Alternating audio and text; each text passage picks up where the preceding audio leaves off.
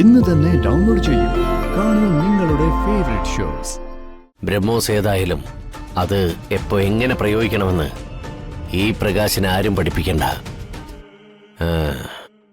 ആദ്യം ഹരിത പറഞ്ഞ ബ്രഹ്മോസ് മിസൈല് ഇങ്ങ് വരട്ടെ.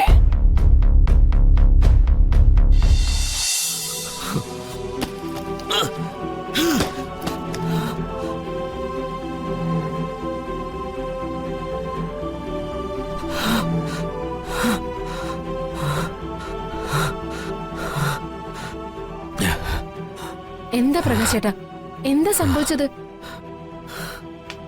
പ്രകാശേട്ടാ, ഞാൻ ചോദിച്ചത് കേട്ടില്ലേ? അച്ഛൻ എന്തിനാ പ്രകാശേട്ടനോട് ഇത്ര ദേഷ്യപ്പെട്ടത്? അച്ഛൻ ഇങ്ങനെ ദേഷ്യപ്പെട്ട് ഞാൻ ഇതുവരെ കണ്ടിട്ടില്ല. എന്റെ തലയിലെടുത്ത് അല്ലെങ്കിലും വീടിന്റെ ഉത്തരവാദിത്തം എടുത്ത് തലയിൽ വെക്കുന്ന മക്കൾക്ക് ഇത് തന്നെയാണല്ലോ അവസാനം കിട്ടുന്നു. പ്രകാശേട്ടന്റെ ഉത്തരവാദിത്തങ്ങളെ കുറിച്ച് എനിക്കറിയുന്നതാണല്ലോ.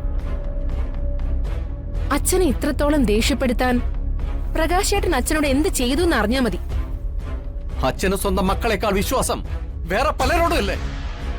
പ്രകാശേട്ടാ, അങ്ങനെ ഒരച്ഛൻ കാണിക്കുന്നുണ്ടെങ്കിൽ അതിന് കാരണക്കാര് മക്കള് തന്നെയാ. അതേടി, എല്ലാ കുറ്റവും പ്രകാശന്റെ തലയിൽ ചാർത്തി തന്നേക്ക്.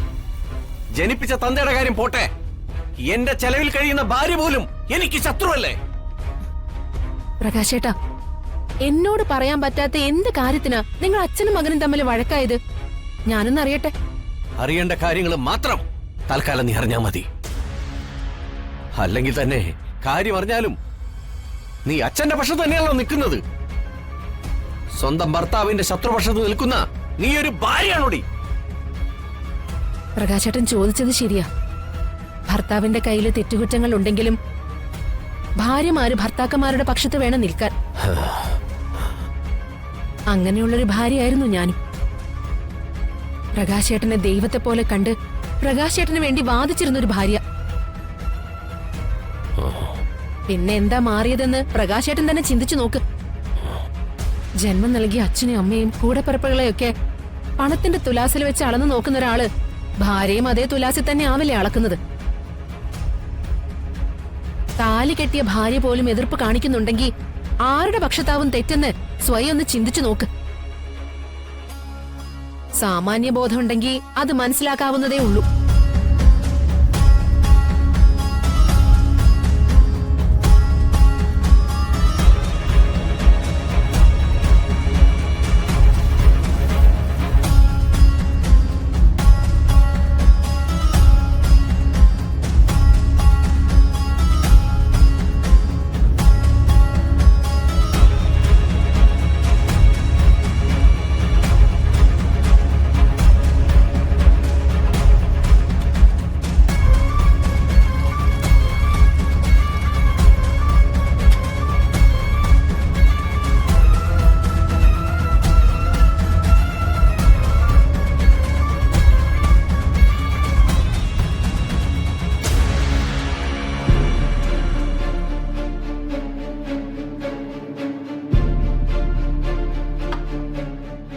മാധവേട്ട, എന്താ ഈ വീട്ടിൽ നടക്കുന്നത്?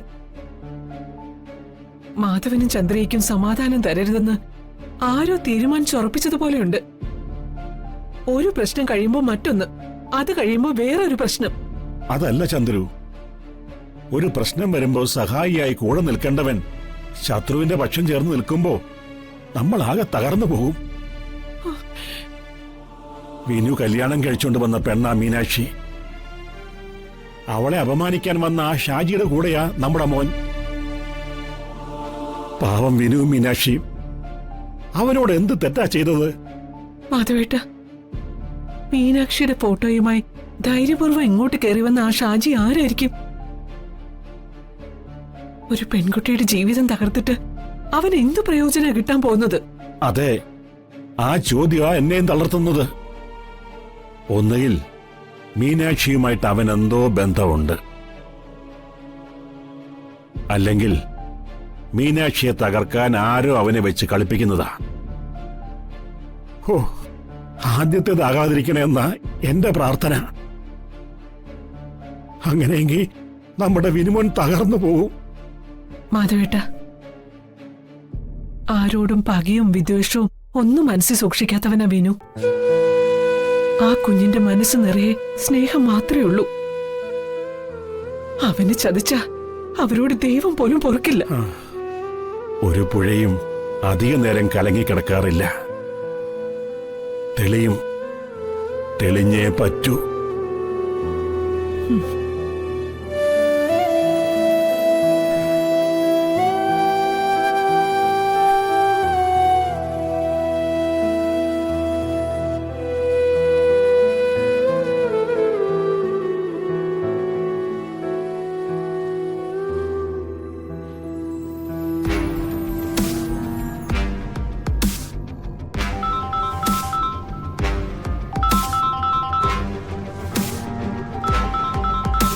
ഹരിതയോ?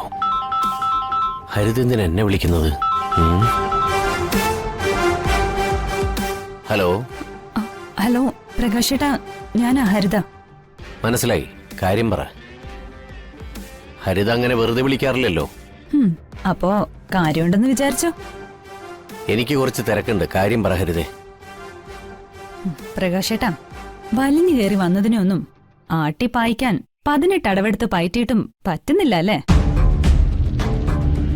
ഒന്നും അങ്ങോട്ട് വർക്ക്ഔട്ട് ആവുന്നില്ലെന്ന് അറിഞ്ഞതുകൊണ്ട് വിളിച്ചതാ. പ്രകാശേട്ടാ, തൊടുത്തു വിട്ടാൽ ലക്ഷ്യം കണ്ട് മടങ്ങുന്നൊരു ബ്രഹ്മോസ് മിസൈൽ അയച്ചിരുന്നല്ലോ. പ്രകാശേട്ടനത് കണ്ടില്ലേ? ബ്രഹ്മോസ് മിസൈലോ? അതെ. അതുപോലും മനസ്സിലാക്കാൻ പറ്റാത്ത പ്രകാശേട്ടന്റെ പദ്ധതികൾ പൊളിഞ്ഞടുങ്ങുന്നതിലേ ഒരു തെറ്റുമില്ല. ആ, നീ കാര്യം പറ. ശ്രദ്ധിച്ചു കേട്ടോ.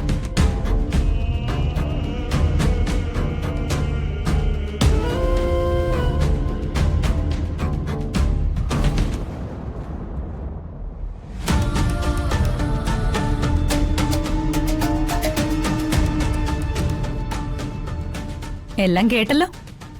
എനിക്ക് പിന്നണിയിൽ നിന്ന് കളിക്കാനേ പറ്റൂ. ആ ബ്രഹ്മോസ് മിസൈലിനെ കൺട്രോൾ ചെയ്യാനുള്ള റിമോട്ട് ഞാൻ പ്രകാശേട്ടനെ ഏൽപ്പിക്കുക. എന്നാ ശരി.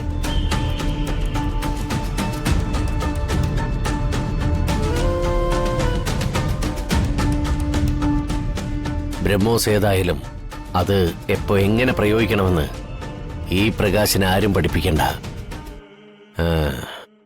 ആദ്യം ഹരിത പറഞ്ഞ ബ്രഹ്മോസ് മിസൈല് ഇങ്ങ് വരട്ടെ.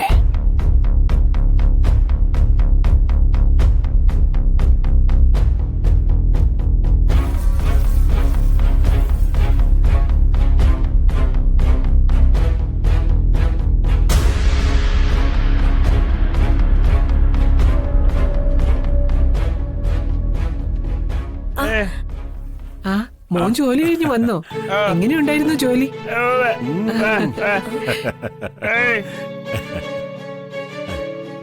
ആ, ഇരുന്നു.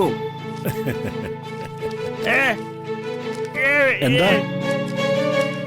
മാനത്തെ കൊട്ടാരം